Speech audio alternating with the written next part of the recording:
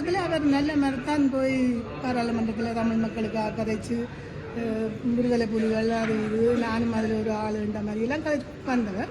பிறகு அவருடைய செயல்பாடுகள் வெளிநாடுகளில் போய் ஒரு பைத்தியக்காரன் மாதிரி சில விஷயங்களை செய்து கொண்டு போகிறதும், பாரில் போய் தான் குடிக்க போகிறதுன்றதும், கடையில் சாப்பிட போகிறதுன்றதும், நான் தெருவில் கிடக்கிறதுன்றதும், ஒரு சரியான ஒரு படித்த ஒரு அரசியல்வாதியாக நடந்து கொள்ளையில்லை. அதை பார்த்தோன்னே எனக்கே ஒரு குழப்பமாக இருந்தது. இது இந்த மனநோயோ இவரே இங்கேருந்து இவ்வளோ தூரம் போய் அங்கே இப்படியெல்லாம் செய்கிறார், எங்கட தமிழ் மக்களின் மானங்கள் இப்படி வாங்குற மாதிரியே சில செயல்பாடுகள், தேவையற்ற வசனங்கள் வார்த்தைகள் ஒரு படித்தவர் மாதிரியே இல்லாமல் கதைக்கலாம். ஆனால் தேவையில்லாமல் எல்லாம் கதைச்சு சில பேர்கிட்ட எதிர்ப்புகள் எல்லாத்தையும் பேச்சுகளையும் வாங்கி கொண்டு வெளிநாடுகளிலேயே அவருக்கு உதவி செய்யவே எல்லாம் திரும்ப அவரை பேசுகிற மாதிரி அவர் சில விஷயங்களை செய்து கொண்டு வந்துட்டார். இங்கேயும் வந்து சில இடங்களில் சில எம்பியா எல்லாம் காக்கி கதைச்சு மக்களையும் கவலமாக கதைச்சு தான் ஏதோ விடுதலை புலிகளுக்கு சார்பான ஒரு ஆள் மாதிரி எல்லாம் செயல்படுற மாதிரி எல்லாம் சொல்கிறார். ஆனால் அது சரியானபடி மனத்தில் இருந்து அதை கதைக்கிறாருன்ற தெரியாமல் இருக்குது, என்னதுக்காக கதைக்கிறாருன்ற தெரியாமல் இருக்குது. உண்மையிலே அவருக்கு ஒரு உணர்வாக அவர் கதைக்கிறார் எனக்கு தெரியல. மக்களுக்கு அவர் என்ன நல்லதுகளை செய்து கொண்டு வந்தது எதுவுமே செய்ய இல்லை. இவற்றை இதை பறித்த உடனே தங்களுக்கு ஒரு ஆதரவு திடணுமென்றதுக்காக சில பேரை வைக்க ஆதரவாக வச்சு தான் இதை செய்து கொண்டிருக்கணும் போல தெரியுது.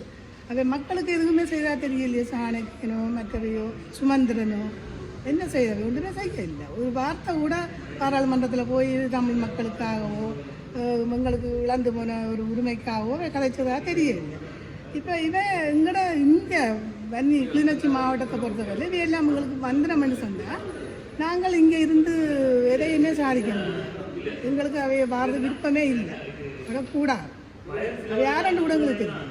எங்களோட மக்களாக இருந்தது சிறிதளவு என்பதுதான் அவரை தான் எங்களுக்கு தெரியும். அவரோட தான் நாங்கள் எங்களோட விஷயங்களை போய் கதைக்கிறோம், சில முரண்பாடுகளை பற்றி சொல்கிறோம்.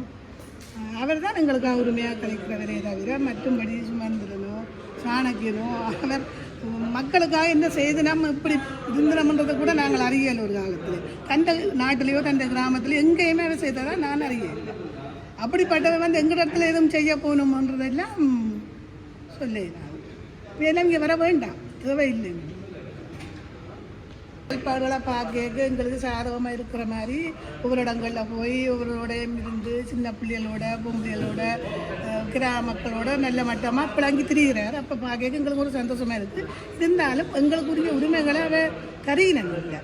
சிறையில் இருக்கிற பிள்ளைகளை விடுகினம் இல்லை, காணாமல் போனவையை எடுத்து தரீனம் இல்லை. மக்களின் கஷ்டங்கள் என்று சில விஷயங்களை வாயில் கதைக்கிறமே தவிர செயல்பாட்டில் ஒன்றுமே செய்கிறதா தெரியல. ஆனால் அவர் உண்மையிலே வந்து எங்களுக்கு உரிய உரிமைகளை தந்து தமிழ் மக்களுக்கு உரிய உரிமைகளை கொடுத்து எங்களோட வடிவாக ஒத்துழைச்சி நடந்தாரண்டா அவருக்கு நாங்கள் உதவி செய்கிறதுக்கு நாங்களும் தயாராக தான் இருக்கிறோம்.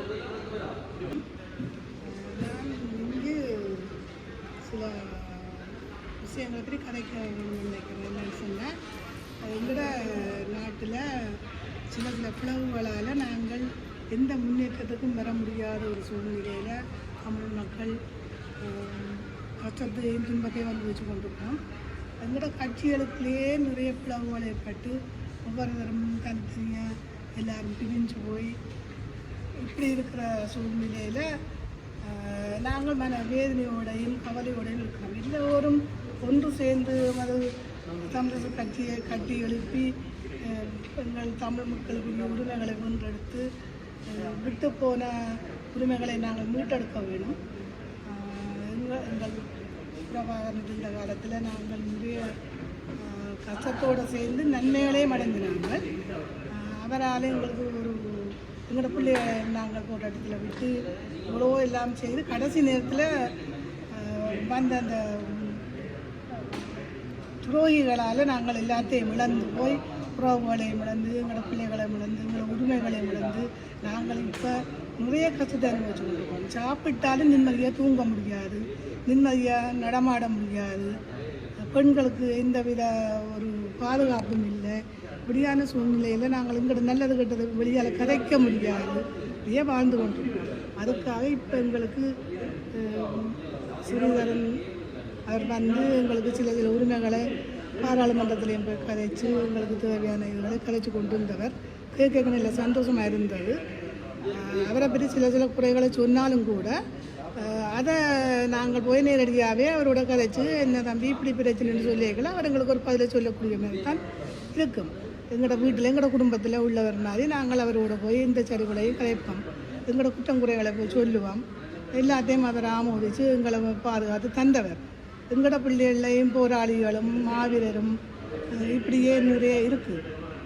இருந்தாலும் நாங்கள் எங்களை இதை விட்டு கொடுக்க இல்லை. அப்படி செத்து போச்சுன்றதுக்காக நாங்கள் எங்களோட உறவுகளை நாங்கள் பேசவும் இல்லை, திட்டவும் இல்லை.